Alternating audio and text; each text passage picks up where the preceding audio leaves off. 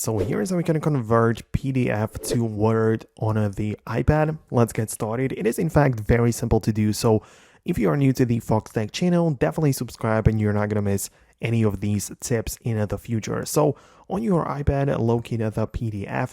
It's very likely going to be part of your Files app like I do. Have it right here, and I can just hold down on it.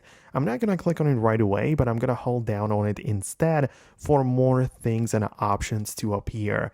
And from those, I'm going to choose Open With, which is going to show me which options I have available, but I'm going to go with the Word app right away in here. So obviously, if you don't have the application on your iPad, just go to the App Store, download the official Microsoft Word app for your iPad, and then it's also going to show up right here.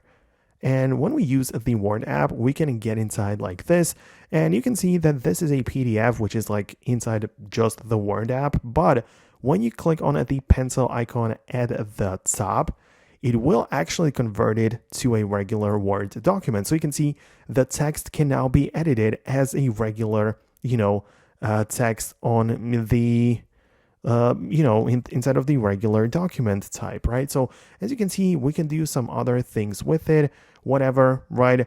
But obviously you have to sign in to perform some other changes, but this will make the conversion at least ready for you.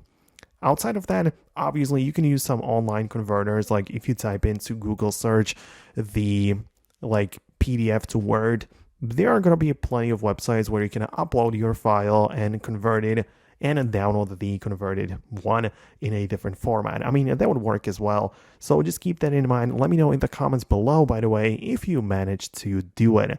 Thanks a lot for watching, and I'll catch you in the next tutorials as well.